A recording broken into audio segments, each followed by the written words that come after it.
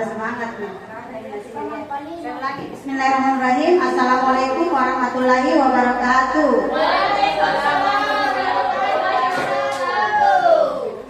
Semangat Bapak Ibu. Terima kasih atas kesediaannya penimbasan saya. Puji syukur kita panjatkan kehadirat Allah Subhanahu wa taala karena masih diberikan kesempatan untuk beraktivitas seperti sekarang ini. Kalau pula kita kirimkan salam dan salawat kepada Nabi besar junjungan kita Nabi Muhammad SAW sebagai contoh suri tauladan kita. Nah, di sini hari ini saya akan melakukan pembahasan coding dan kecerdasan artifisial atau biasa disebut dengan AI. Fase C untuk SD. Jadi fase C untuk SD ini memang masih sangat mendasar, ya. Sebelum kita masuk, kita menyanyikan dulu lagu karena berhubungan dengan Hari Guru. Kita lagu wajib nasionalnya itu adalah Hinde Guru. Bisa mungkin Bapak Ibu berdiri supaya lebih semangat.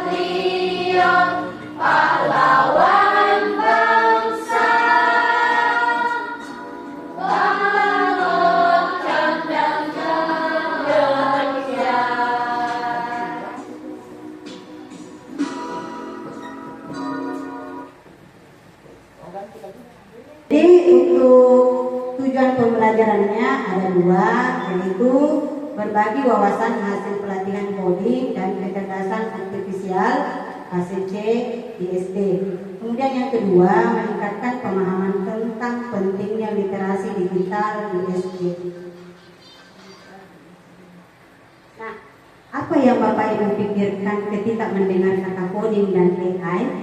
Kira-kira apa di pikiran tak ketika mendengar kata coding dan AI?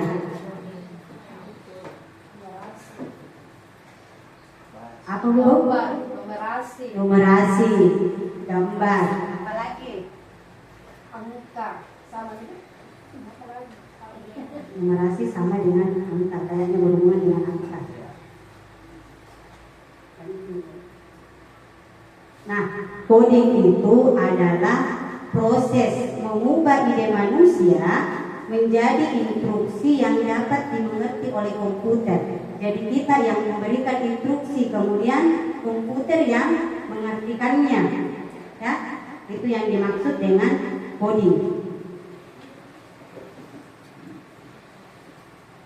Kenapa coding itu, pelajaran coding itu sangat penting untuk kita pelajari? Yang pertama adalah membekali siswa dengan literasi abad 21 karena ini sekarang semakin canggih, makanya kita harus banyak-banyak literasi tentang abad 21. Kemudian melatih berpikir komputasional. Sebentar kita bahas apa itu berpikir komputasional.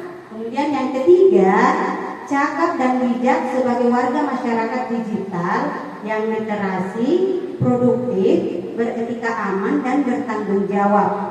Kemudian yang terakhir adalah terampil mengelola dan memanfaatkan data serta berkarya melalui KA. Jadi kita bisa berkarya melalui KA, melalui AI. Nah, ini yang saya maksud tadi, berpikir komputasional. Apa itu berpikir komputasional? Jadi berpikir komputasional itu adalah bagaimana cara berpikir untuk menyelesaikan masalah secara sistematis dan logis. Jadi ada berupa masalah, boleh kita berikan suatu kasus sama siswata, kemudian mereka akan menyelesaikannya dengan secara sistematis dan logis. Kemudian berpikir komputasional itu adalah dasar dari coding dan kecerdasan artifisial atau AI. Jadi itu adalah dasarnya coding atau AI. Kemudian mengajarkan siswa bagaimana memecah masalah, mengenali pola, menyusun langkah solusi. Kemudian bisa dilakukan dengan atau tanpa komputer. Jadi tidak selamanya itu coding. Mungkin kita pikir coding itu harus selalu berhubungan dengan jaringan, dengan komputer. Tapi nyatanya coding itu tidak selamanya harus berhubungan dengan komputer. Ya, saya juga awalnya pada saat saya ditunjuk jadi ikut pelatihan coding, perasaan saya tidak karuan, terus terang, karena saya tahu kemampuan saya di IT sangat kurang dibanding dengan Bapak Ibu. Tapi sambil saya belajar, alhamdulillah tidak banyak, tapi alhamdulillah bisa lah. Kemudian dalam coding itu, dalam pembelajaran ini kita bisa menggunakan ada namanya plug dengan unplug. Nah, plug ini adalah kegiatan dilakukan dengan bantuan perangkat digital seperti komputer, tablet atau internet. Ya, jadi ini harus, kalau plug itu kita memang harus ada jaringannya. Ya, harus ada berhubungan dengan komputer, HP semua. Kemudian unplug, kegiatan dilakukan tanpa perangkat digital. Biasanya menggunakan alat seperti kertas, kartu atau papan permainan. Jadi ini di SD ini kebanyakan kita biasa menggunakan unplug saja dalam pembelajaran kalau kita mau integrasikan dengan pembelajaran kita. Karena kadang juga di satu sekolah itu internetnya tidak mendukung, ya. Pokoknya untuk komputernya juga tidak mendukung, siswa juga kadang tidak semua punya HP. Jadi kalau kita mau integrasikan dengan pembelajaran, boleh kita melakukan dengan cara unplug. Nah, 4 pilar utama berpikir komputasional. Ada namanya dekomposisi, pengenalan pola, abstraksi, dan algoritma. Nah, sekarang kita lihat apakah itu dekomposisi.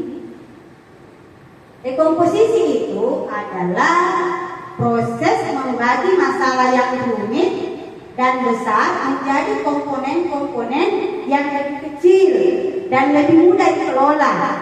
Tujuannya agar masalah tidak terlihat menakutkan dan bisa diselesaikan satu persatu. Di sini saya ambil satu contoh. Kalau kita berikan tugas sama siswa, contoh kita berikan dia kasus membuat pesta ulang tahun yang sempurna.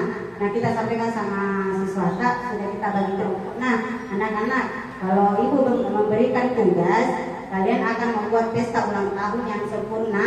Kira-kira apa yang kalian akan lakukan terlebih dahulu. Jadi itu yang masalah besar bisa kita pilih-pilih dulu menjadi yang lebih kecil. Contohnya, itu harus memilih tempat dulu. Tempatnya di mana kita mau mengadakan pesta ulang tahun. Kemudian siapa-siapa teman yang akan diundang. Jadi tidak bingung kalau ada nih konsepnya. Kemudian menyiapkan makanannya apa yang kita mau siapkan pada saat pesta ulang tahun. Kemudian menentukan permainan apa yang harus kita lakukan. Setelah itu mereka berdiskusi sambil menyelesaikan tugas yang kita berikan. Lanjut. Paham ya Bapak Ibu penjelasan itu? Sekarang pengenalan pola. Pengenalan pola adalah kemampuan untuk mengidentifikasi pola dalam data atau masalah-masalah kecil yang telah dipecah. Nah, ini tujuannya membuat solusi menjadi lebih efisien. Jika kita menemukan pola, kita bisa menyelesaikan masalah serupa dengan cara yang sama. Saya kasih contoh lagi ini kita mau buat nasi goreng, membuat nasi goreng. Tentunya kalau kita mau membuat ini harus ada langkah menumis bumbu. Ini menumis bumbu, membuat nasi goreng dengan mie goreng sama caranya. Cuma mungkin bahannya ada yang beda, tapi caranya sama.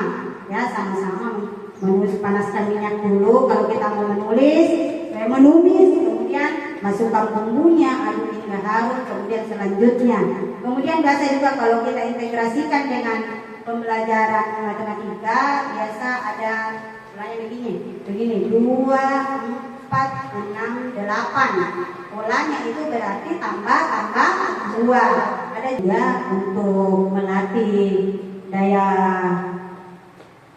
pikir siswa, daya kritisnya. Kita bisa sambil bermain warna, kita juga bisa memberikan perkalian seperti ini. Jadi coba kasih sedikit. Nah ini, jadi jawabannya 0 sampai 10 itu warnanya warna putih. Kemudian 11 sampai 20 ini warna hijau muda ya. Iya. Kemudian 21 sampai 30 warna pink dan selanjutnya sesuai dengan hasilnya.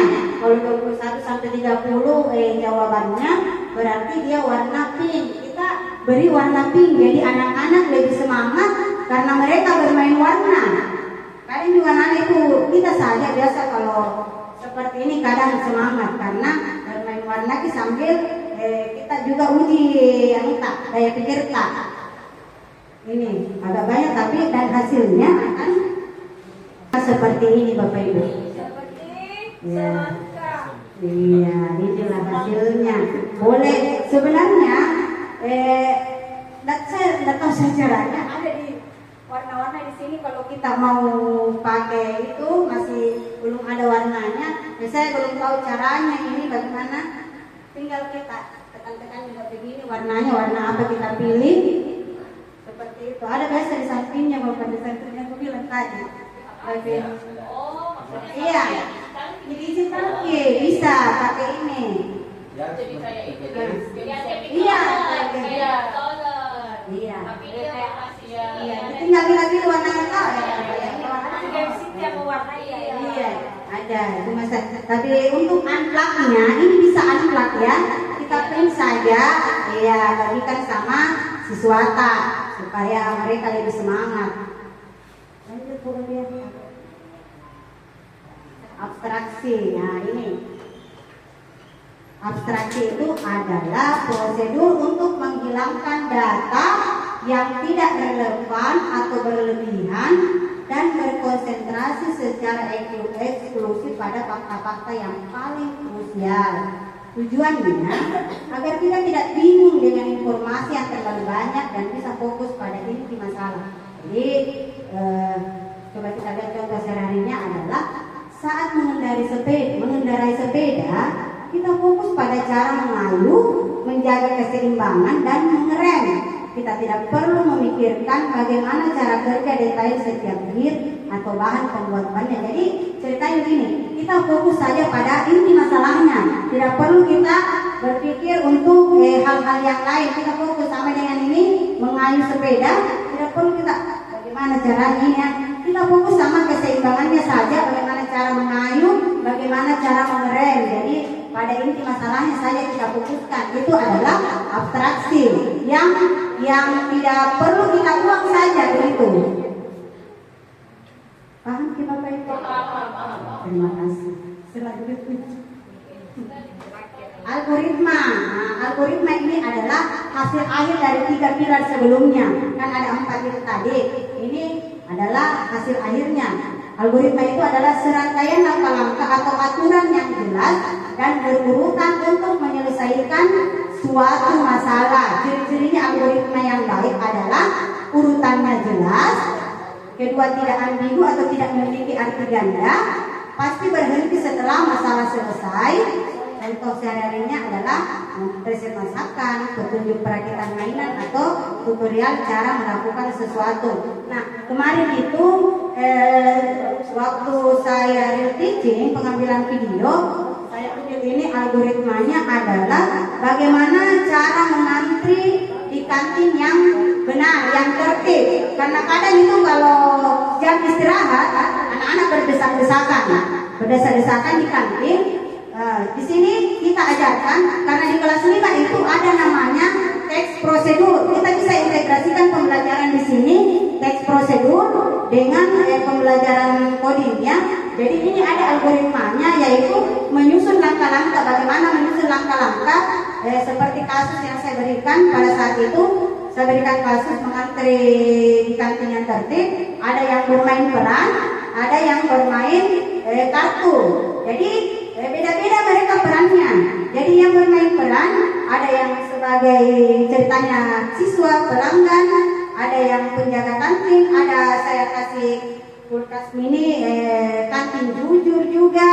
Jadi bagaimana cara supaya anak-anak tertarik dengan pembelajaran kita, dan yang membuat kartu itu menempel, mereka mengatur dari awal sampai akhir yang mana duluan cara mengantri yang benar di kantin, seperti itu.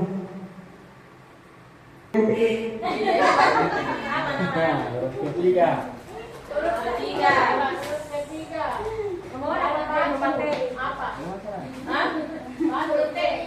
Contohnya Arni makan mangga, berarti Bu Nani makan betul? Nah, Arni makan mangga, Bu Nani makan betul. Tepuk tangan dulu.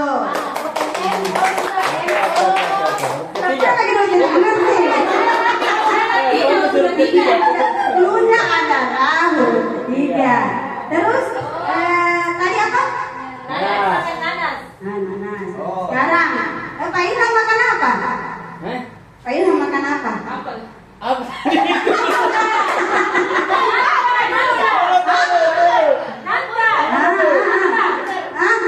Yang lain lah, yang lain dulu menjawab. Apa?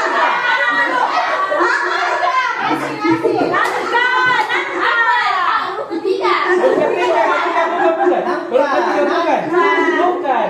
Apa?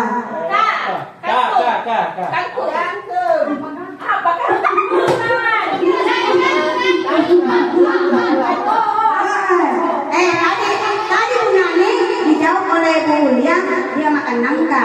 Jadi selanjutnya Pak Ita makan apa? Kira-kira dia makan apa? Gula. Salah, bukan. Nasi. Nasi. Boleh. Terus Bu Ita makan apa lagi? Kalau sudah makan nasi? Nasi. Iya. Lain. Pak Pati. Sayur. Makan apa? Sayur. Makan susu.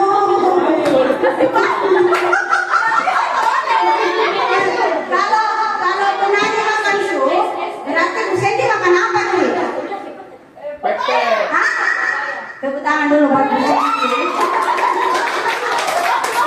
Lanjut lagi. Kalau Bu Sandy makan pepaya, itu makan apa?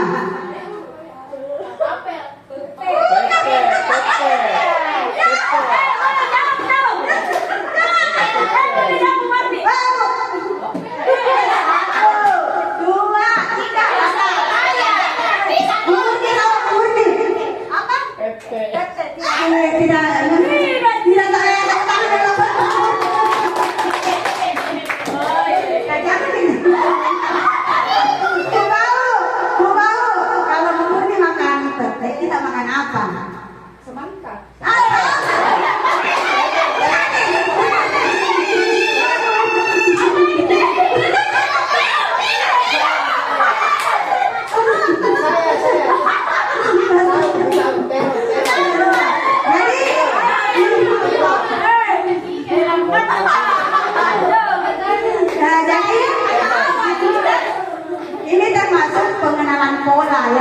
ya, pengenalan pola.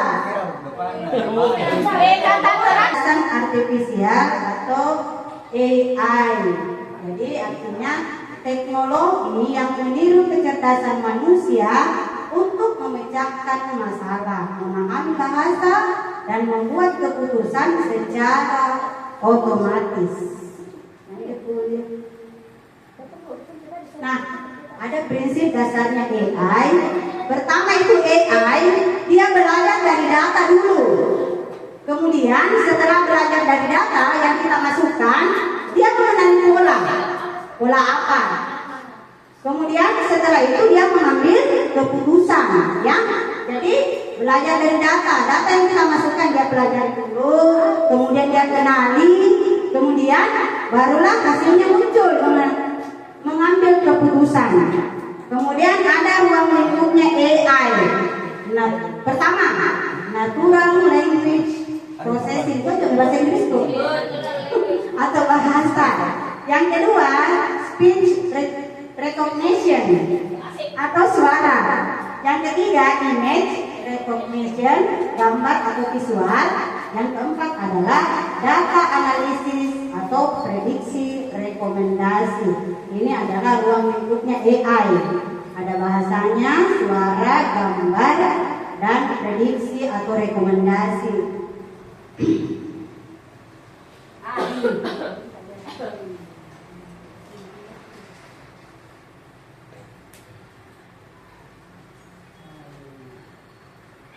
Nah, ini mungkin Bapak Ibu sudah tahu betul apa ini yang ada di atas. Jadi ini adalah termasuk, ini semua adalah AI, ya.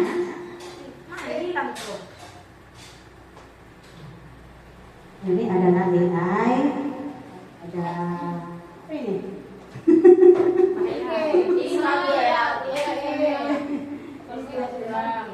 Ya, Instagram. Nah, ini semua. Email, ada Word, ada Corel Draw. Ini apa? Supaya gambar tidak pecah, biar besar. YouTube sudah setiap hari kita gunakan. Ya, semua ini adalah termasuk AI. Ya.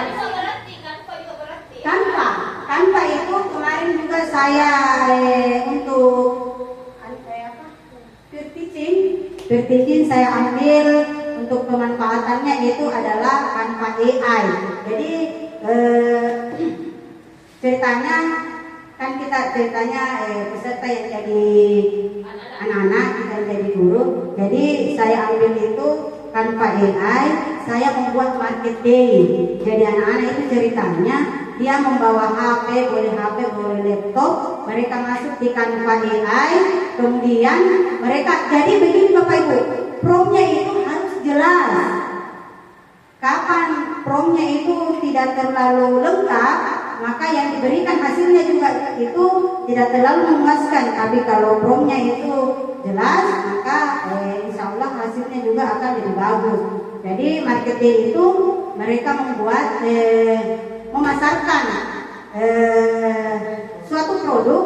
Jadi mereka cari saja, buatkan saya produk susu yang pokoknya harus muncul di situ, bisa namanya dikasih label nama juga, buatkan nama apa yang kita mau berikan, contohnya Arni, ya, ada yang muncul di situ. Setelah selesai mereka buat, kirim saja itu linknya, baru kita buka di depan supaya teman-teman yang lainnya bisa melihat, ya. Gitu. Sekarang kita lihat pemanfaatan AI dalam berbagai bidang. Dalam bidang pendidikan itu ada namanya ruang guru yang biasa kita gunakan, Canva, Google Translate, Google Assistant. Ada juga Google Lens, ya. Mungkin sering Bapak Ibu sudah sering gunakan itu Google Lens. Kemudian di hiburan ada YouTube, nah ini paling sering, Netflix, Spotify, dan game cerdas. Masih banyak lagi yang lain. Ini cuma beberapa yang saya tuliskan. Transportasi, ada Google Maps untuk memudahkan kita mencari alamat. Kemudian mobil otonom. mobil otonom ini adalah dia tidak ada drivernya, bisa memarkir sendiri, ya. Itu canggihnya sekarang. Jadi tidak ada supirnya, dia langsung parkir sendiri dirinya. Luar biasa. Kesehatan, Halodoc, kita bisa konsultasi melalui aplikasi Halodoc. Kemudian di kesehatan itu ada alat yang bisa mendiagnosis penyakit, ya. Jadi kalau ke rumah sakit ini pasti ada alatnya, bisa penyakit apa yang kita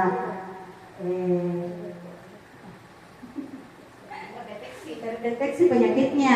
Kemudian dalam bidang keamanan ada CCTV dan face unlock, ya. CCTV dan face unlock.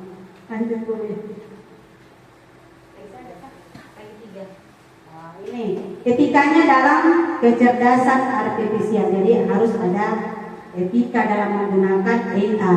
Pertama adalah privasi data, melindungi identitas pengguna. Jadi hati-hati juga. Biasa kadang ada orang yang bobol itu akunnya. Jadi privasi data harus hati-hati. Kemudian bias AI. Jadi AI ini dia bias, ya. Apa itu bias? Keputusan AI bisa tidak adil jika datanya tidak seimbang. Maksudnya begini Bapak Ibu. Jadi kadang itu kita menggunakan, jadi tidak semua juga yang keluar itu adalah benar. Ada juga bias, artinya tidak semuanya juga benar, ya. Jadi harus pintar-pintar menyaring. Biasa kadang di ChatGPT kita cari juga di Gemini, dan satu di pertanyaan kadang beda-beda jawabannya. Pernah begitu? Ya, itu namanya bias, ya. Kemudian tanggung jawab. Nah, AI membantu manusia, bukan menggantikan sepenuhnya. Jadi AI cuma membantu kita, bukan menggantikan sepenuhnya. Karena di dalam AI ada bias. Nah, kemudian human centered AI, teknologi untuk kepentingan manusia. Jadi teknologi itu untuk kepentingan kita, ya. Jangan terlalu bergantunglah sama teknologi. Walaupun sama nomornya sekarang. Kesimpulan, coding dan AI bukan hanya pelajaran teknologi, tapi jalan membentuk generasi kreatif, kritis, dan bijak digital. Tantangan pasti ada, tapi kita bisa mulai dari hal sederhana. Bahkan tanpa komputer yang tadi adalah unplug, ya. Yang kedua, ingat Bapak Ibu, guru tidak akan tergantikan. Justru guru yang mampu memanfaatkan AI akan semakin dibutuhkan. Itu. Mari kita jadikan AI sebagai mitra mencerdaskan anak bangsa. Itulah pembahasan Bapak Ibu. Terima kasih banyak atas waktunya. Bapak Ibu atas waktunya saya ucapkan Assalamualaikum warahmatullahi wabarakatuh.